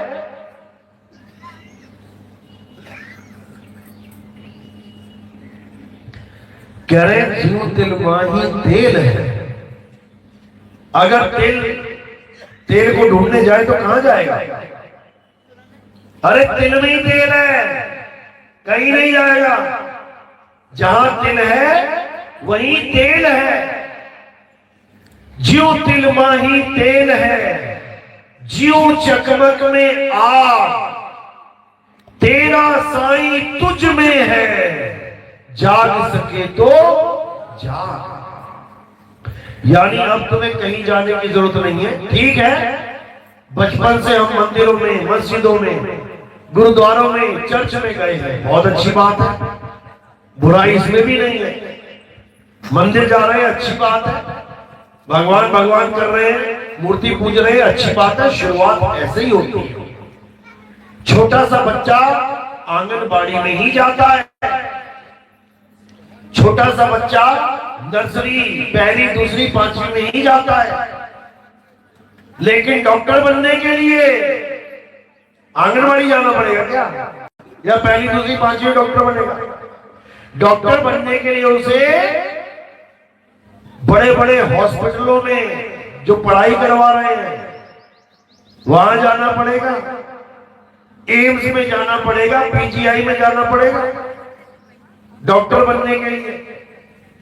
इसी प्रकार भक्ति की शुरुआत करने के लिए मंदिर बुरा नहीं है, बहुत अच्छा है। जाओ पूजा पाठ करो, भगवान की मूर्ति को नहलाओ धुलाओ, भोग लगाओ, अच्छी बात है। तुम खाना खाते हो तो भगवान को भी खिला दो, वो बात अलग है कि तुम गप से खा जाओगे, भगवान नहीं खा पाएगा, मुंह पे लगा रह जाएगा लड्डू, तुम छोड़ोगे नहीं, एक दाना भी मुंह पे लगा और वो खा नहीं सकता है, दाना मुंह पे लगा, बस फर्क इतना है, कोई बात नहीं। शुरुआत ऐसे ही होती है। छोटे छोटे बच्चे आंगनबाड़ी में जाते हैं तो क्ले मिट्टी होती है, मिट्टी के सेब, मिट्टी के संतरे, मिट्टी का नाशपाती, मिट्टी का पपीता रखा होता है, बोलना पड़ता है केला है सेब है, बच्चा बोल देता है मिट्टी को केला है सेब है, अब बड़ा थोड़ी नहीं बोलेगा। तुम बड़े के पास लेके जाओगे मिट्टी का सेब, अब कहो 200 रुपए किलो है, कहेगा दिमाग खराब है तेरा, मिट्टी का सेब कुल 200 किलो का दे रहा है। वो कभी मिट्टी के सेब को असली सेब नहीं कहेगा, लेकिन छोटा बच्चा क्या कहेगा देखते ही, एप्पल, मिट्टी बोलेगा। इसी प्रकार देवी देवताओं की पूजा मिट्टी की पूजा है, पत्थरों की पूजा है, छोटा बच्चा भगवान मान सकता है उसको, ठीक है, राम जी है, कृष्ण जी है, खूब साफ सफाई करेगा, बढ़िया धोएगा, नहलाएगा, धुलाएगा, लड्डू गोपाल को कृष्ण जी मान लेगा, जबकि क्या है, पीतल है, पीतल का कृष्ण जी बना दिया, पीतल का ही लड्डू बना दिया। बताओ, पीतल का भी लड्डू होता है ना, कृष्ण जी पीतल के ना लड्डू पीतल का, लेकिन मान लिया क्योंकि बच्चा है। कहां से? शक्ल से नहीं, अकल से। शरीर से तो बहुत बड़ा है, लेकिन विवेक बुद्धि से बहुत छोटा है। इन्हीं लोगों के लिए गीता में क्या बोला? अध्याय 7 23वां श्लोक, हे अर्जुन, जो देवी देवताओं की पूजा करते हैं वो अल्प बुद्धि जीव है। अल्प बुद्धि, निर्बुद्धि नहीं बोला, ऐसा नहीं बोला कि बिल्कुल ही बुद्धि नहीं है। अल्प यानी छोटी, थोड़ी, कम से कम भगवान भगवान कर रहा है। अब बिल्कुल बुद्धि ना हो तो नास्तिक बन जाता, इसलिए छोटी बुद्धि है, लेकिन ठीक है, बच्चों के लिए इतना बहुत है। तो शुरुआत एक बहुत अच्छी है। मुसलमान भाई है, नमाज पढ़ने जा रहा है, बहुत अच्छी शुरुआत है। अल्लाह अल्लाह कर रहा है 5 टाइम, बहुत अच्छी शुरुआत है। सिख भाई है, गुरुद्वारे जा रहा है, बहुत अच्छी शुरुआत है। वाहिगुरु वाहिगुरु कर रहा है, सोच रहा है भगवान मिल जाएगा, बहुत अच्छी शुरुआत है। ईसाई भाई चर्च में जा रहा है, बहुत अच्छी शुरुआत है, सोच रहा है प्रेयर कर करके भगवान मिल जाएगा, अच्छी बात है, नहीं मिलेगा, लेकिन शुरुआत अच्छी है। लेकिन अंत क्या है? क्योंकि शुरुआत का अंत भी तो होना चाहिए। तुम घर से बाहर निकल रहे हो, पहला कदम तुमने सड़क पे रखा, तो ये तो मार्ग है, ये तो रास्ता है, ये तो शुरुआत है। मंजिल क्या है? जाना कहां है? उसको जानना है। तो मंजिल क्या है? मंजिल आत्म ज्ञान है। इसीलिए साहिब ने कहा, आत्म ज्ञान बिना नर भटके। तुम घर से तो निकल गए, लेकिन तुम्हें पता नहीं है कहां जाना है, अब क्या करोगे? अब भटको बेटा, भटकते रहो, पता ही नहीं है कहां जाना है। कई लोग घर छोड़ के निकल जाते हैं, घर छोड़ के निकल गए, नहीं रहूंगा इस घर में, निकल गए, अब आगे कोई ठिकाना नहीं है, तो क्या करते हो? वो बेचारे सड़कों में घूमते रहते हैं, जंगलों में घूमते रहते हैं, क्योंकि उनकी कोई मंजिल नहीं है। लेकिन ज्ञान की मंजिल है। ज्ञान की शुरुआत कहां से होती है? मंदिर, मस्जिद, गुरुद्वारे, चर्च से। और ज्ञान का अंत कहां होता है? आत्म ज्ञान पे। आत्म ज्ञान पे, यानी खुद को जानने पर ज्ञान का अंत हो जाता है। क्योंकि खुद को जानने के बाद पता लग जाता है, जो तू सो हम।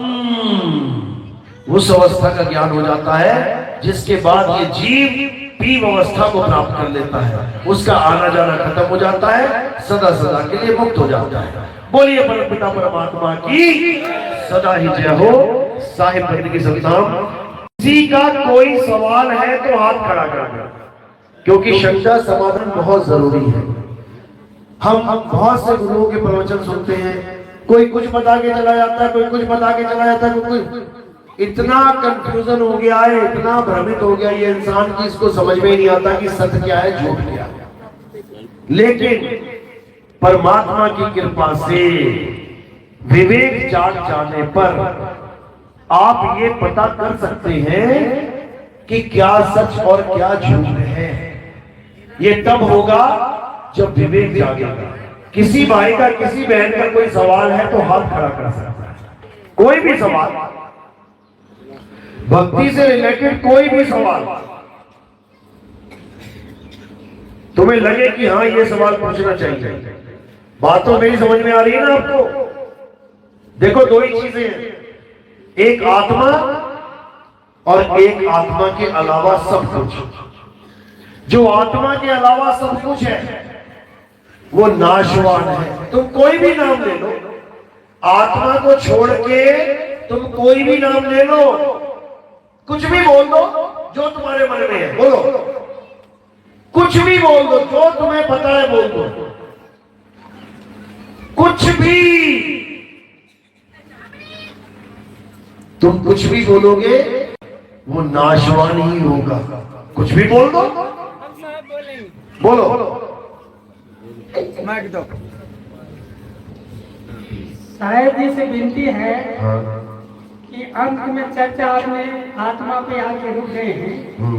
मैं आपसे निवेदन करता हूँ आत्मा के बारे में पूर्ण रूप से हमें जानकारी दें। बहुत अच्छी बात है, ये जानकारी अभी तक आत्मा की दे रहे थे। आत्मा के अलावा अब कोई कहे परमात्मा, आत्मा भी है उसमें।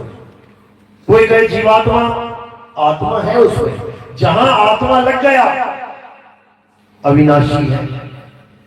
ऐसा नाम बताओ जिसमें आत्मा ना लगे।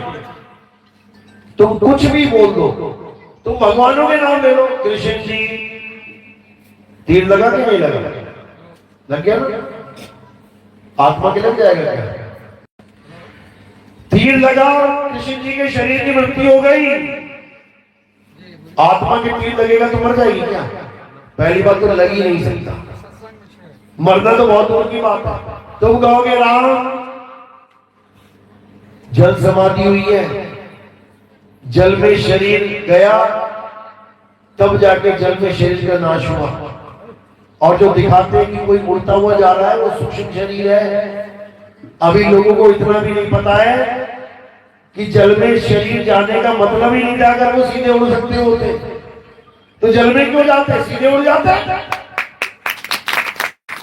ये बहुत बड़ा सवाल होता है लोगों का कि हमने रामायण देखी है, उसमें राम जी गए थे पानी में और उसके बाद वो उड़ते हुए ऊपर चले गए। अरे उड़ते हुए ऊपर जाना था तो सीधे ही उड़ जाते हैं, तो पानी में जाने की क्या जरूरत थी? वो शरीर उड़ता हुआ नहीं गया जो पानी में गया था। कौन सा शरीर गया? सूक्ष्म शरीर। यमराजा किसको पकड़ता है?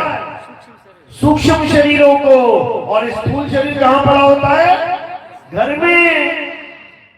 एक बच्चा मुझे बोला कि ये सारे पुराण सब झूठ है। मैंने कहा क्यों भाई?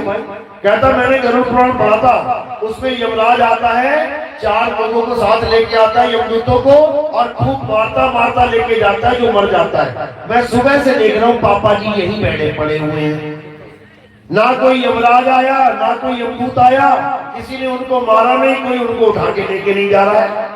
ये कहानियां मुझे लग रहा है झूठ है। अब वो बच्चा है बेचारा छोटा सा, उसको नहीं पता कि उसका पापा कौन है। उसके पापा को मारा जाएगा तो कौन से शरीर में मारा जाएगा? जैसे तुम सो जाते हो, शरीर तुम्हारा बेड पे पड़ा होता है। जो शरीर बेड पे पड़ा होता है उसका क्या नाम है? स्थूल शरीर। और जो सपने में शेर भालू के आगे भाग रहा होता है, जो सपने में जूते खा रहा होता है लोगों से, जो सपने में मार खा रहा होता है, जो सपने में नाच रहा होता है, जो सपने में प्यार कर रहा होता है, वो कौन सा शरीर है? सूक्ष्म शरीर। तो यमराजा किसकी पिटाई करता है? सूक्ष्म शरीरों की। तो राम जी का स्थूल शरीर कहां गया? पानी में। और कौन सा शरीर निकल गया ऊपर? सूक्ष्म शरीर। कृष्ण जी का कौन से शरीर में तीर लगा? स्थूल शरीर में। और कौन सा शरीर निकल के गया? सूक्ष्म शरीर। इन अज्ञानियों को इतना भी नहीं पता और बातें करते हैं बड़ी बड़ी, हम बड़े धर्म योद्धा हैं। तुम्हें कुछ नहीं पता धर्म के बारे में, कुछ नहीं पता तुम्हें शरीरों के बारे में। और केवल दो शरीर नहीं है कि स्थूल और सूक्ष्म ही है। कितने शरीर है? 6 शरीर है। 6 शरीर कौन कौन से? स्थूल, सूक्ष्म, कारण, महाकारण, कैवल्य और हंस। 6 शरीरों में भ्रमण करती है ये जीवात्मा। एक से ही पार नहीं पा रहे, 6 जाल बन रखे काल भगवान ने। इन 6 के 6 शरीरों को, जाल को तोड़ने का एक ही मंत्र है, और वो क्या है? आत्मा को जान लो। किसी शरीर की जरूरत नहीं रहेगी। आत्मा को जान लो। सारे शरीरों से परे है आत्मा। इसलिए सत्य क्या है? हे अर्जुन, आत्मा ही सत्य है।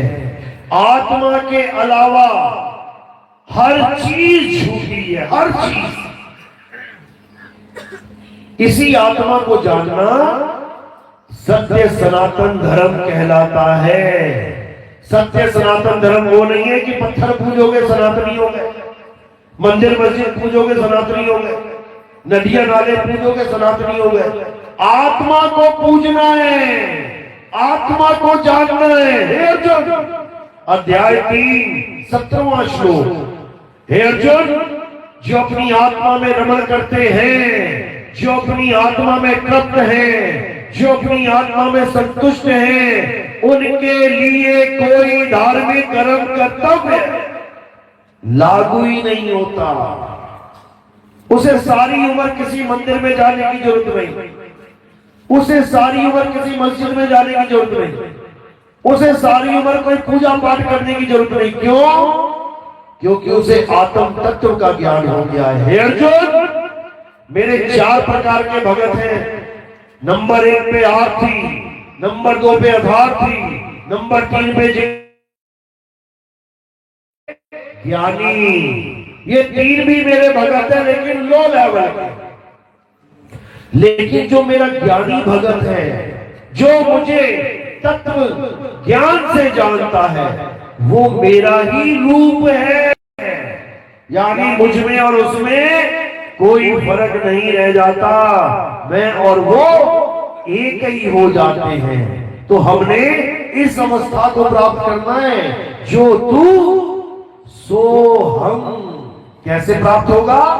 आत्म ज्ञान से, आत्म ज्ञान से, मंत्रों जंत्रों से नहीं। छोड़ दो इन मंत्रों को, छोड़ दो इन 5 नाम को, छोड़ दो इन 5 प्रकाश को, छोड़ दो इन 5 धुनों को, और एक के सहारे लग जाओ। एक नाम, एक भाषा, एक झंडा। बाबा जय गुरुदेव बोल के गए थे कि आने वाले महात्मा का एक नाम, एक भाषा, एक झंडा होगा।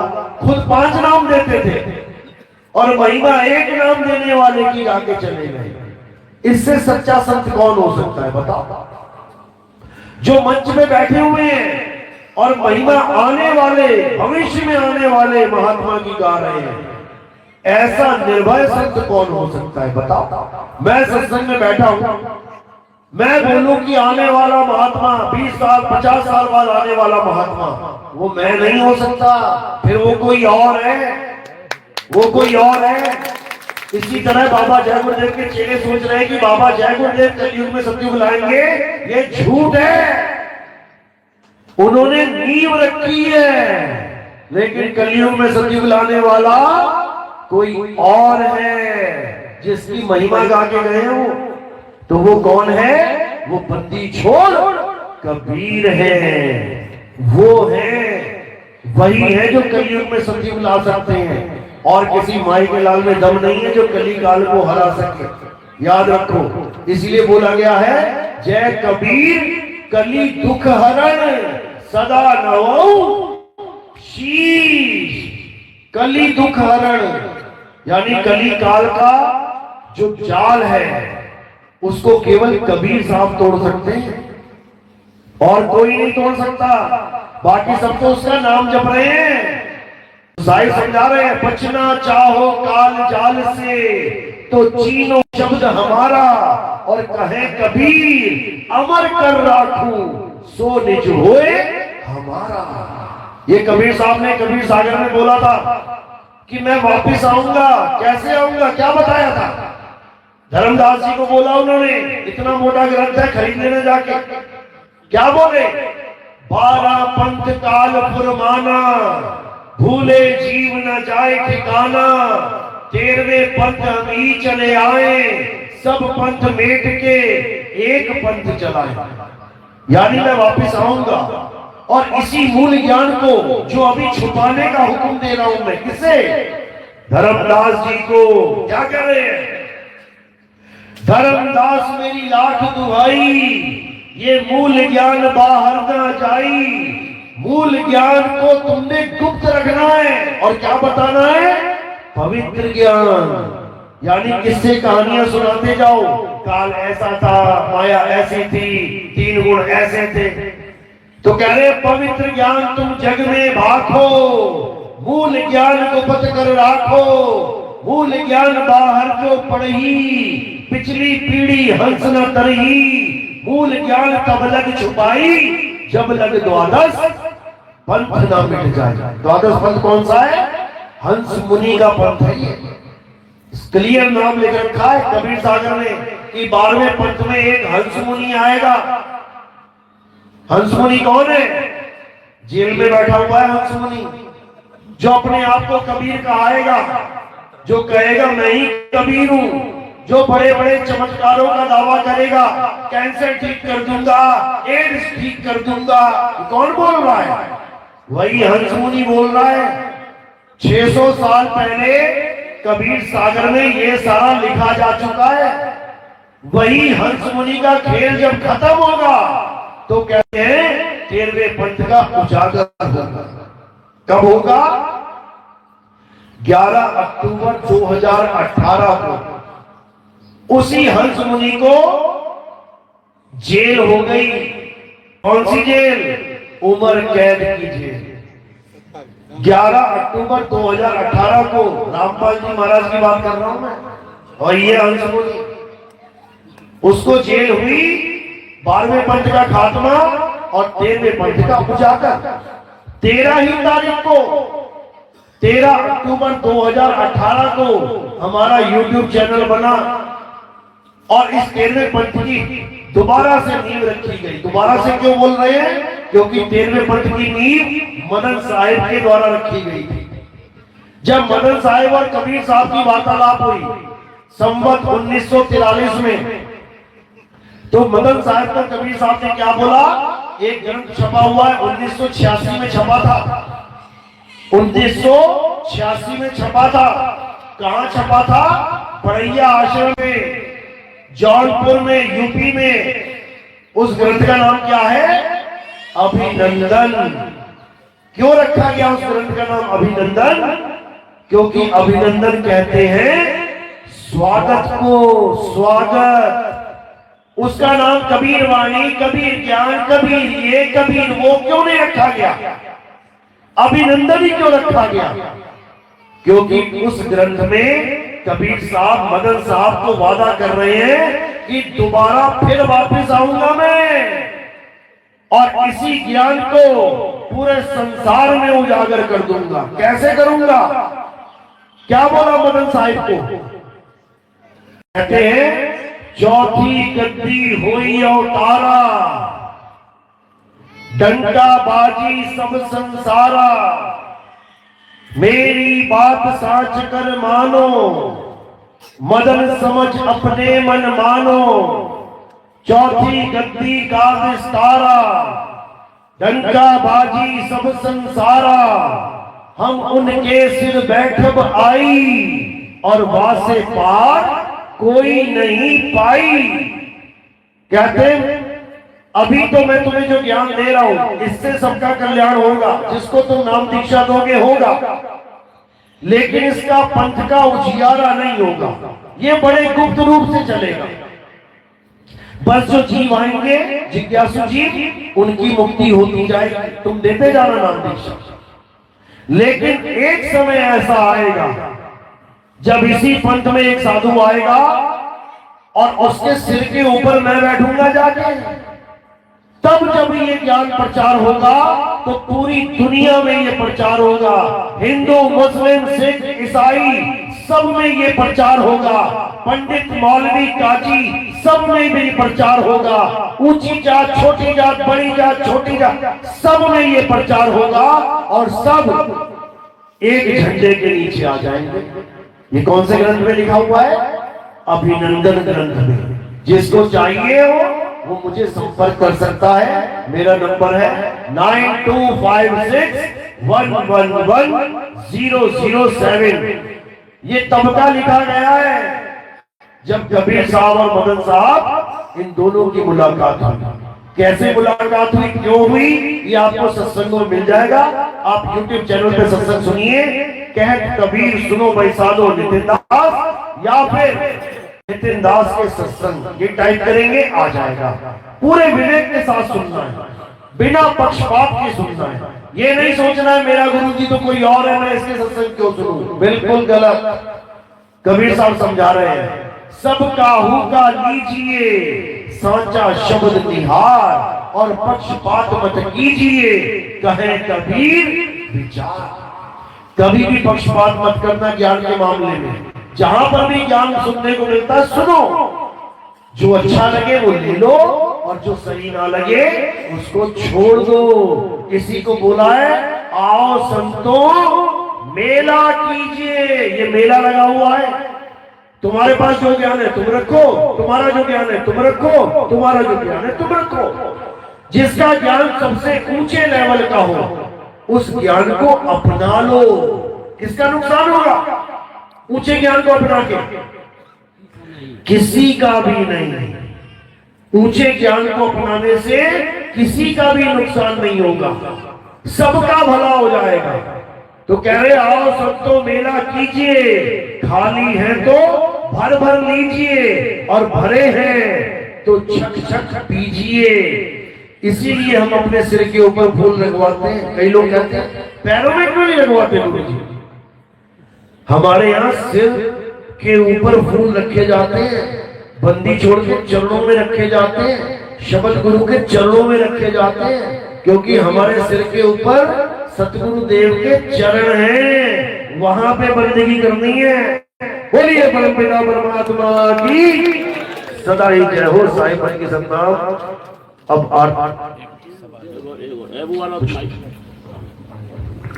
एक सवाल और है, बहुत अच्छी बात है।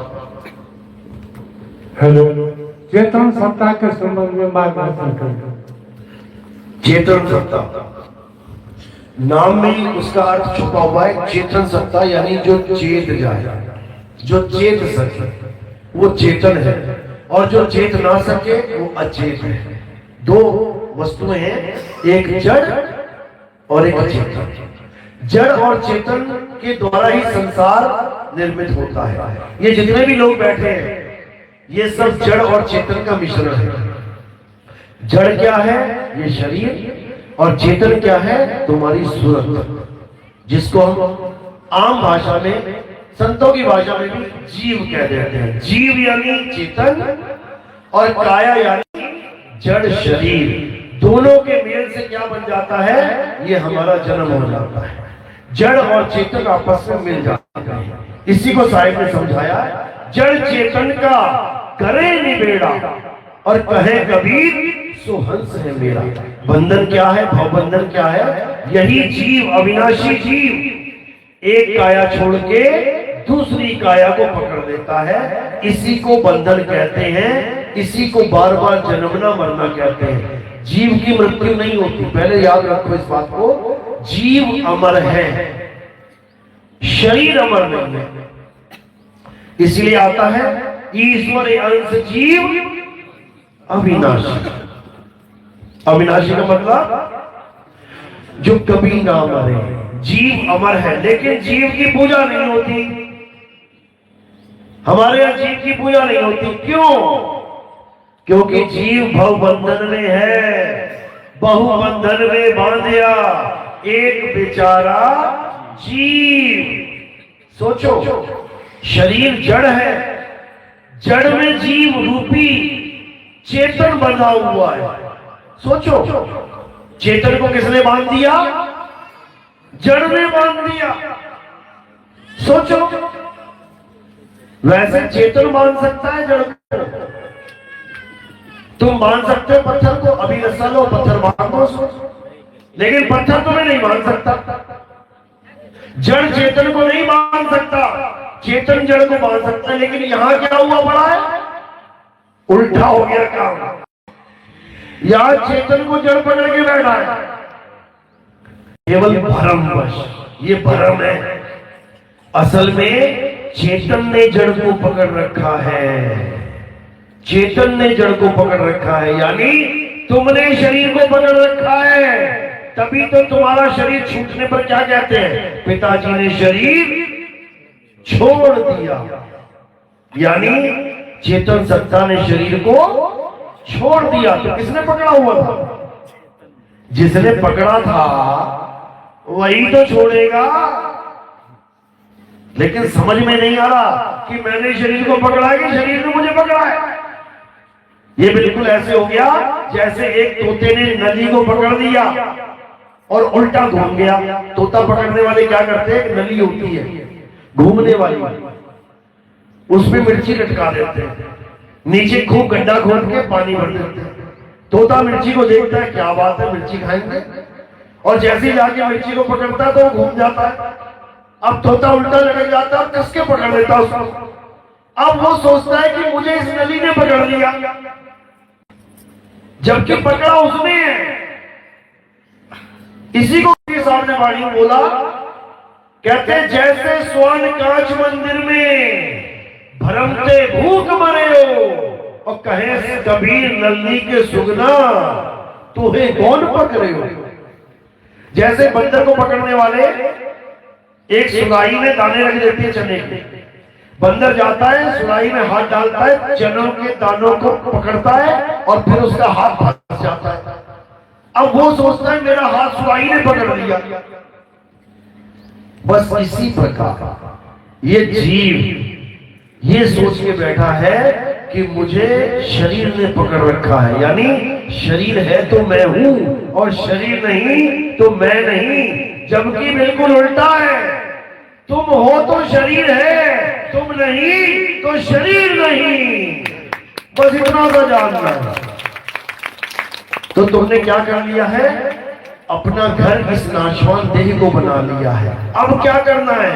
इस नाशवान देह को छोड़ना है और अविनाशी उस परम चैतन्य सत्ता में समा जाना है। एक है चैतन्य सत्ता, एक है परम चैतन्य सत्ता। यानी जहां से ये चेतना आई है ये वही समा जाए, उसको परम कह देते हैं। जैसे जीवात्मा परम आत्मा, बस और कुछ नहीं करना है। एनर्जी, सोर्स ऑफ एनर्जी, किरण सूर्य, तरंग समुद्र। बस अपना घर ढूंढ लो कहां पे।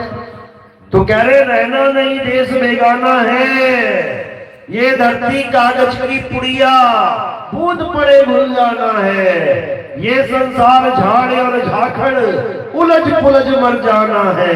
कहे कबीर सुनो भाई साधो, सतगुरु नाम ठिकाना है।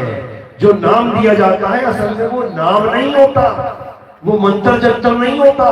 जो नाम दिया जाता है वो तुम्हारा ठिकाना है, उसी में समाना है।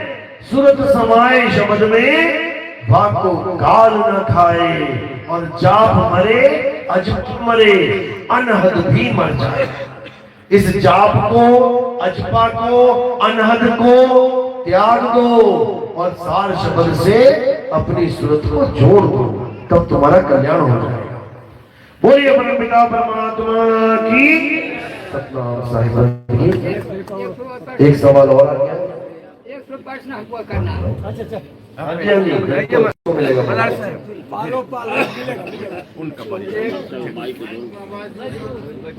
हेलो, जब हंस गुरु रामपाल जी हैं तो जेल क्यों हो? इनका डिटेलिंग किया जाए पहले। 12वें पंथ का जो कालदूत है उसका विवरण है कबीर सागर में कि उसका नाम है हंस मुनि। ये दो शब्दों का मेल है, हंस और मुनि। इसमें राज छुपा हुआ है। हंस का मतलब है कबीर साहब का हंस, और मुनि का मतलब है मंत्र जपने वाले, जपी मुनि तपी सन्यासी। यानी वो ऐसा मिलावट कर देगा ज्ञान में, यानी देखने में लगेगा वो हंस है। क्यों? कबीर साहब की फोटो लगा रखी है, गरीबदास जी की फोटो लगा रखी है, और सत साहिब बोल रहा है, कबीर वाणी दिन रात पढ़ रहा है, तो लगेगा कबीर साहब का ही हंस होगा। लेकिन जब नाम दीक्षा देगा तब क्या देगा? जपो कलिंग, जपो हरियम शरियम सोहम। ये कौन है? ये देवी देवताओं के नाम है। यानी बातें तो कबीर कबीर की करेगा, कबीर ऐसे कबीर वैसे, और जब नाम दीक्षा देगा तो देवी देवताओं के नाम पकड़ा देगा, मंत्र जंतर पकड़ा देगा। इसीलिए दोनों नामों को एक साथ फिट करके इसका नाम कबीर साहब ने रखा है हंस मुनि। हंस मुनि, जो देखने में हंस लगेगा लेकिन सारे काम मुनियों वाले। दीपक भी जलवा देगा फोटो के आगे। बताओ कबीर साहब ने कब कहा कि जड़ फोटो के आगे, जड़ मूर्ति के आगे माथा टेको? कबीर साहब कहते हैं पाथर पूजे हरि मिले तू मैं पूजू पहाड़। तो क्या करवा रहे हो? पत्थर पुजवा रहे हैं, फोटो पुजवा रहे हैं, कैलेंडर पुजवा रहे हैं। तो कबीर साहब क्या जड़ पूजा नहीं है भाई, कबीर साहब क्या शब्द गुरु की पूजा है। हम फूलों को भी सिर के ऊपर रखवाते हैं क्योंकि शब्द गुरु के चरणों में विराजमान हो जाए, शब्द गुरु की पूजा हो। इस काया की पूजा नहीं करनी है, ये काया नाशवान है। हम शब्द के पुजारी हैं, हम शब्द के ध्याता हैं, हम शब्द को मानने वाले हैं। कबीर साहब भी शब्द के पुजारी हैं। एक आरती में आता है अविनाशी की आरती गावे सत्य कबीर। तो बताओ, लोग कह रहे हैं कबीर कबीर कबीर, वो कह रहे हैं अविनाशी की आरती करो। अविनाशी कौन है? शब्द गुरु अविनाशी है, जो जीव को पीव की अवस्था का ज्ञान दे देते हैं। तो अब इसी को समझना है। अब आरती होगी, आरती में क्या करना है? थोड़े से पीछे होके खड़े हो जाना है सबने, क्योंकि एकदम भीड़ आके नहीं आएगी। एक लाइन से आते जाएंगे और थोड़े से फूल उठा के मेरे सिर पे रखेंगे। मेरे सिर पे क्यों रखेंगे?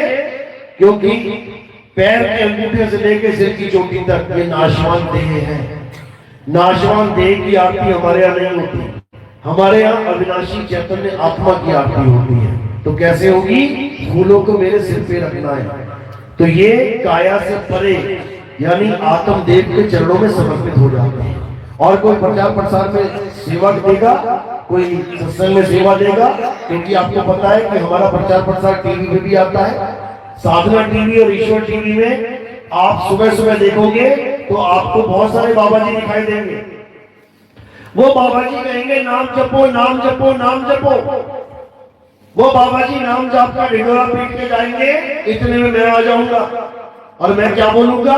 नाम छोड़ो नाम छोड़ो नाम छोड़ो। जैसे ही कोई परमात्मा का विवेकी हंस मेरी बात को सुनेगा, वैसे ही वो मुझसे कांटेक्ट करने की कोशिश करेगा कि आखिर ये कहना क्या चाहता है। नीचे मैंने नंबर भी दे रखा है, मेरे 2 नंबर वहीं पे मिल जाएंगे आपको टीवी में। हजारों फोन आते हैं, कोई America, Germany, Canada, Japan, France, पता नहीं किस किस देश से फोन आते हैं। क्यों? क्योंकि ये टीवी चैनल सारे विश्व में चलता है, सारे विश्व में। यानी जहां अभी मैं नहीं जा पा रहा हूं वहां पर भी मेरी आवाज पहुंच रही है। वैसे तो मैंने 195 देशों में भ्रमण करना है और हर देश में जाके मालिक के जीवों को जगाना है, ये तो मेरा प्रण है ही है। लेकिन अभी मैं नहीं भी जा पा रहा हूं, तब भी